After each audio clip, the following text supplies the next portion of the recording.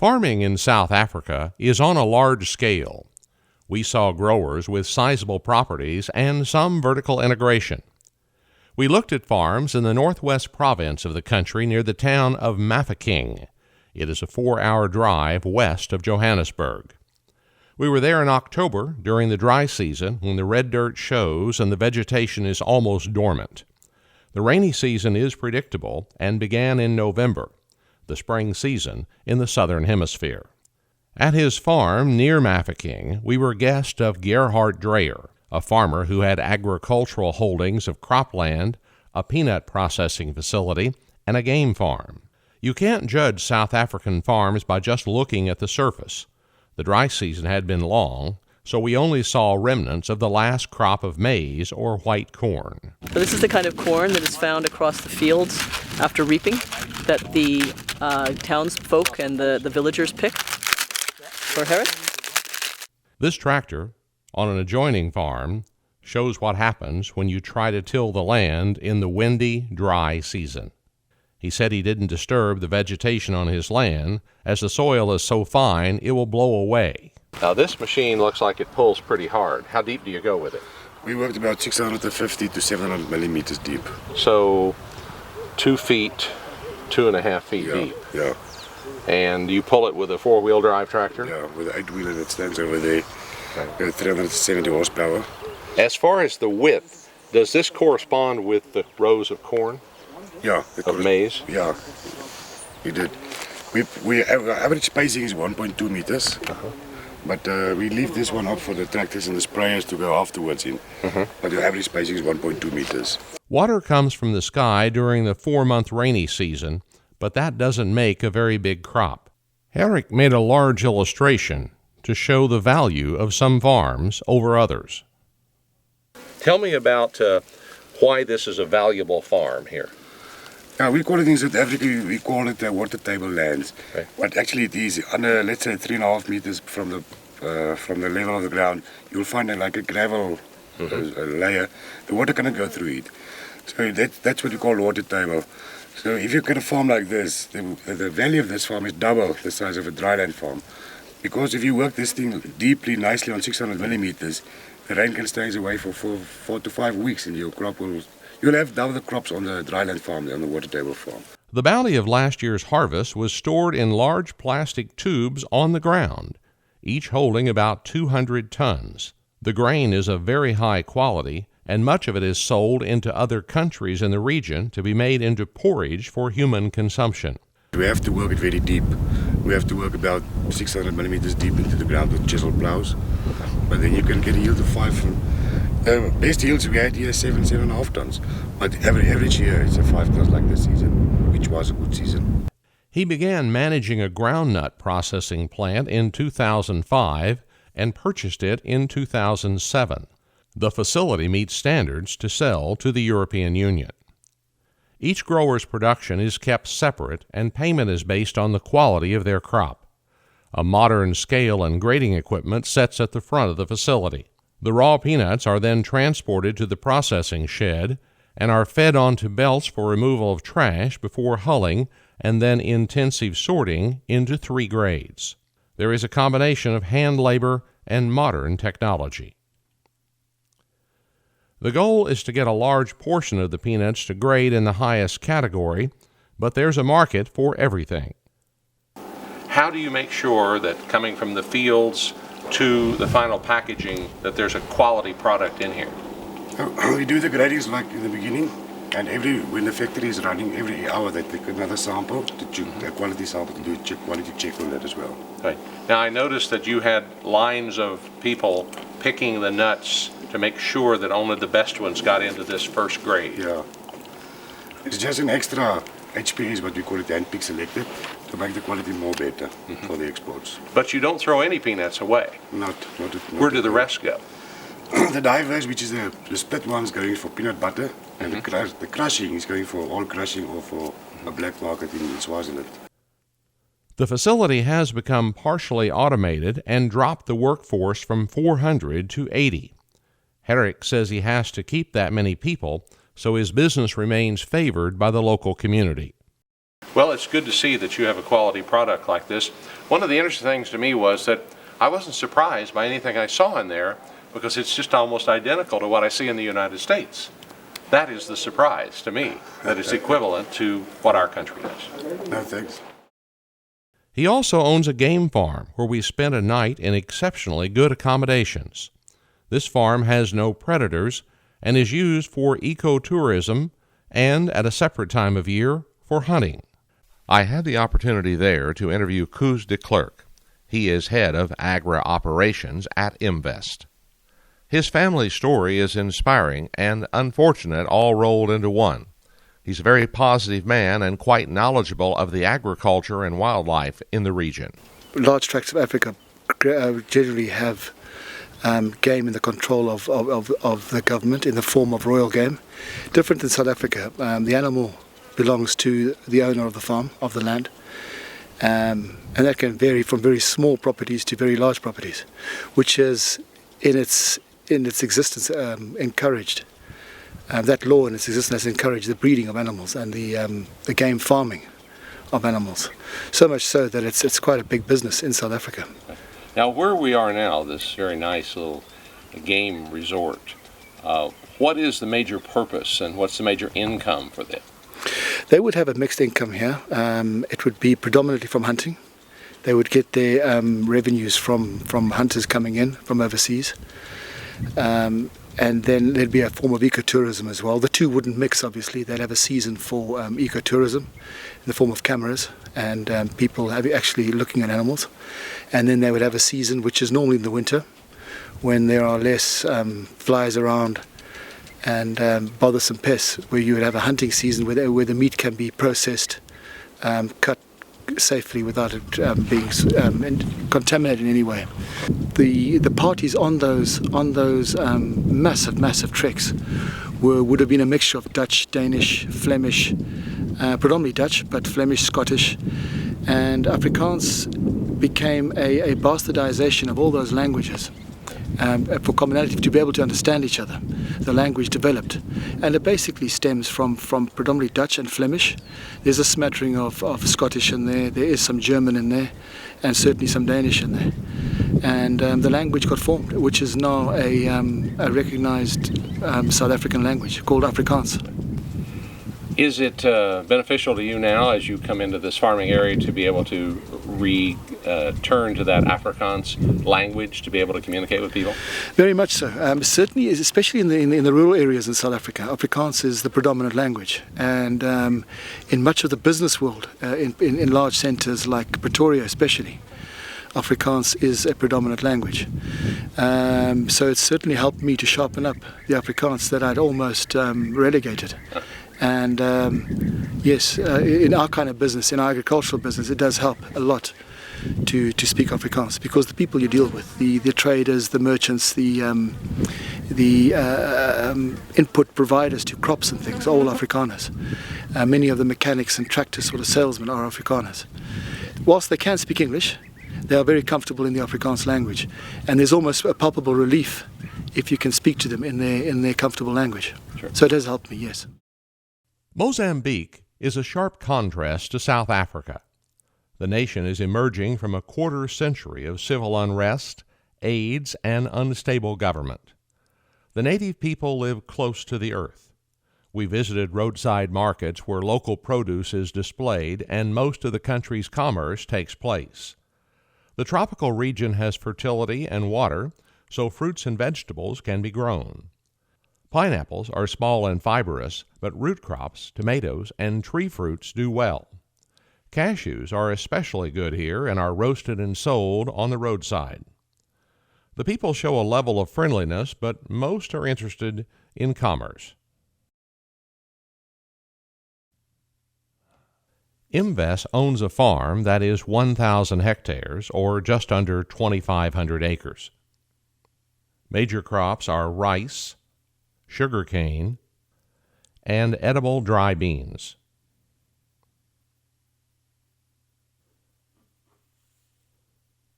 Koos talked with the farm manager about what it took to bring this farm into production. Joe, you originated with the farm when it started off, when Invest first bought it. as a greenfield operation.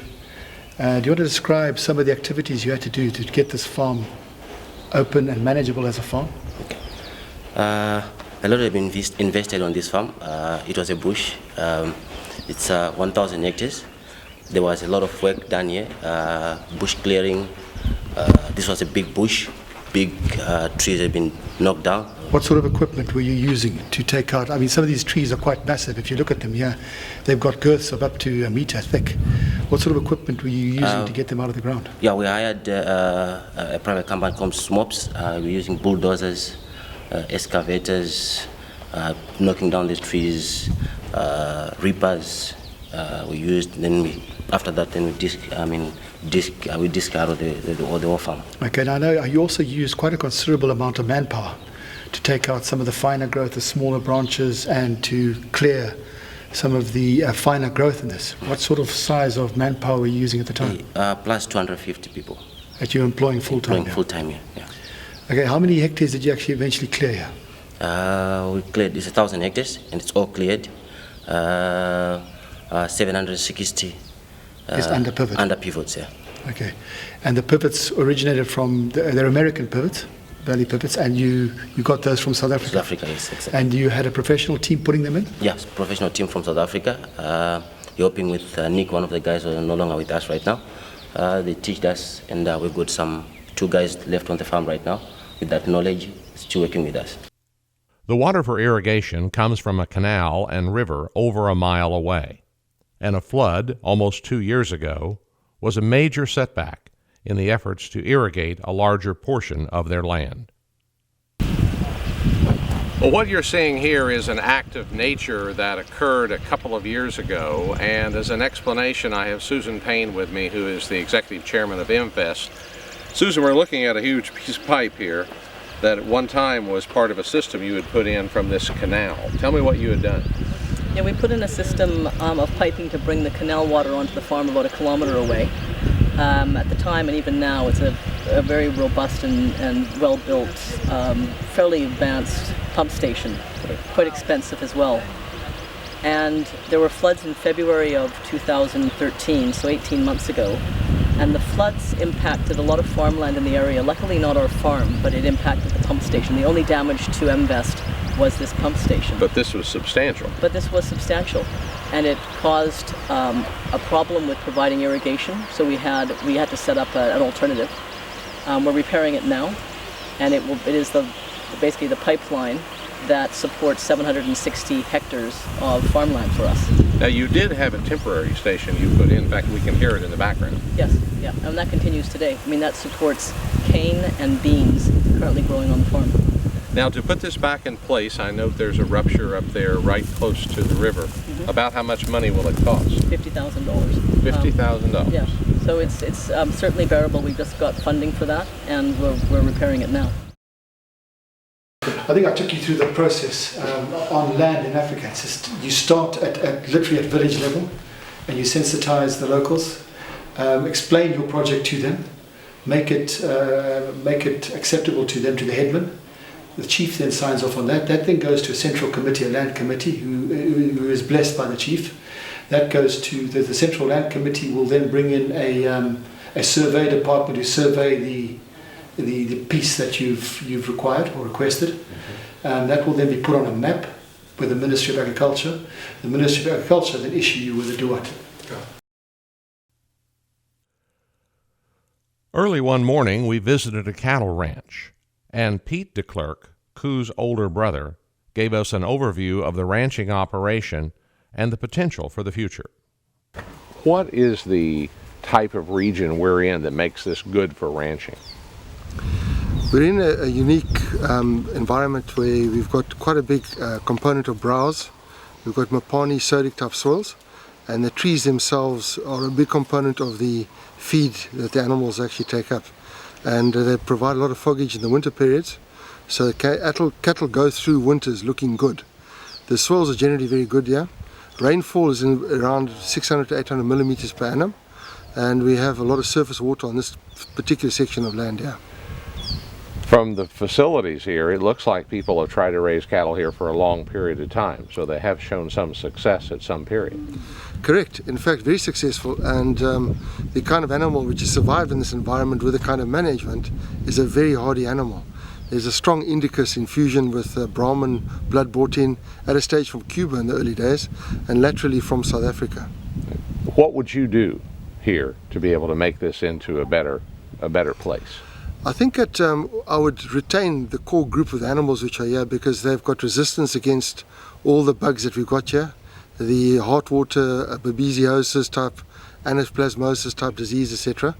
And I'd infuse some more good bloodlines. I bring in a composite breed. We've got either the beefmaster or the bonsmara type animal that can come in and give us more frame.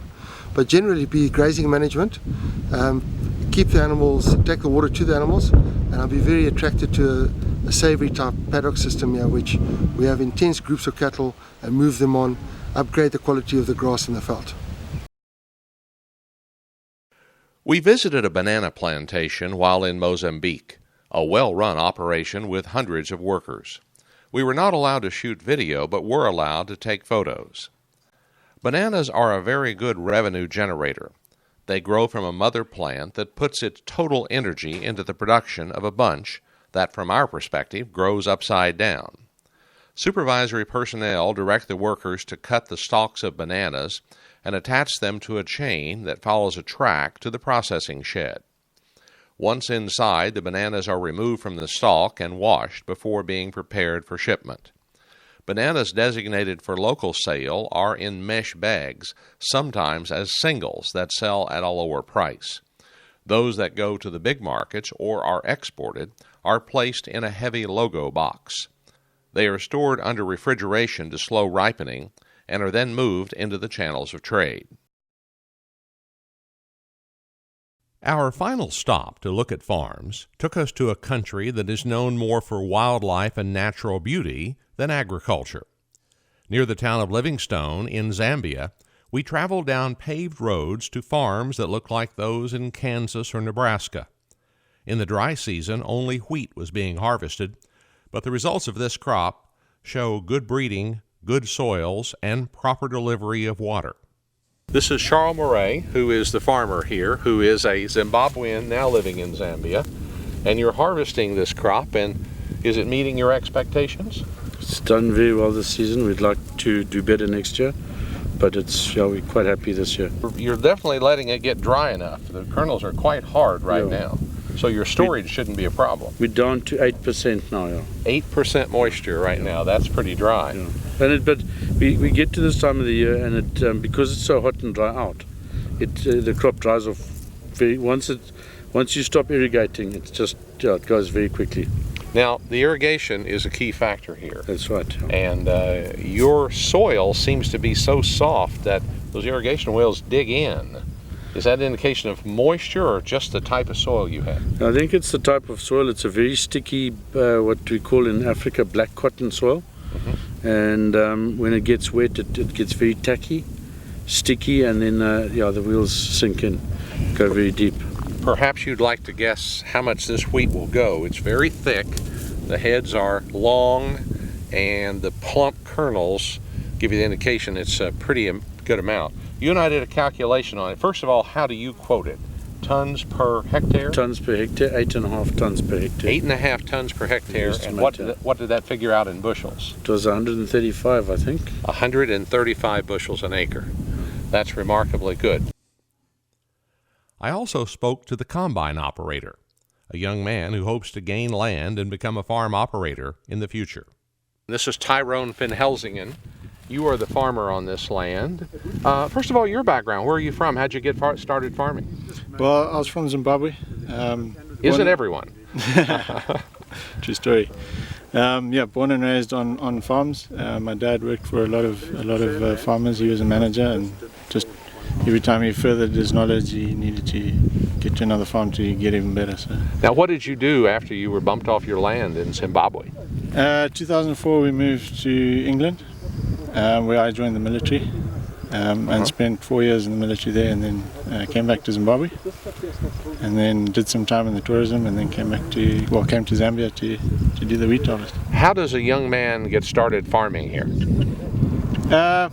I suppose much the same way I've done. You get in with the contractors, and then you get to know the farmers around that you harvest for, and you link up with them and get their contacts and everything like that. Are you optimistic that there is a future for a white farmer here? Oh yes, absolutely. I think times are now getting to that stage where people are realizing that they need people who can farm, and people who can teach the locals how to do it properly, instead of just subsistence farming. Imvest owns a farm called Kalanga just a short distance away. It was mostly fallow, waiting for the next growing season. The wheat had been harvested with many large round bales of straw still in the field. Koos de Klerk developed this farm over the past decade to become very productive in banana production, peanuts, and wheat. A critical factor in the region is irrigation that comes out of the Zambezi River and is distributed by sprinkler irrigation. It's a pivot. It's an 82-hectare pivot valley system from America, and I'm sure most American farmers will be familiar with the operations of this. But just for the purpose of this, it's such a simple machine, and in Africa it's all about keeping it simple. Certainly many of the very, very big operations will do precision farming, laser levelers, laser eyes, GPS satellites and things like that. They do use that. On a small operation like that, the scale doesn't really warrant it to go into that kind of high tech. It's expensive stuff. So we tend to keep it smaller, and if it works, don't fix it. Photos of the Imvest farm, called Kalanga, give an overview of the size, beauty, and infrastructure of the location. It sits on the bank of the Zambezi River with a beautiful view from the manager's home. Koos hired a local wood carver to add decorative work to the archway. The river is wide and flowing, even in the dry season, just a few miles above Victoria Falls. Irrigation comes from the river with pumps that are well maintained. The water is pumped into holding ponds and then distributed to fields as needed. The fields are flat and fertile, and the valley irrigation system is in place and ready to augment and extend the growing season. The farm has a banana plantation that is also irrigated and has been prepared for the coming year. Koos set up the infrastructure for growing bananas and shuttling them from field to packing shed. The system is very similar to that used in Mozambique, so that growers can meet European standards and export a portion of their harvest. There is also a nursery area for growing replacement plants. The land is fertile and flat, and has shown profitability with large yields of wheat, maize, and groundnuts. The neighboring farms are mostly run by people from Zimbabwe who came to Zambia due to its legal structure, stable government, and desire for investment and tourism. A beautiful place, but I regret to inform you that the Kalanga farm does not include Susan Payne, although if you go with us to Africa next February, you might be lucky enough to get a selfie with her on the banks of the Zambezi River. It is of interest to note that these farms sit within a few miles of one of the wonders of the world, Victoria Falls.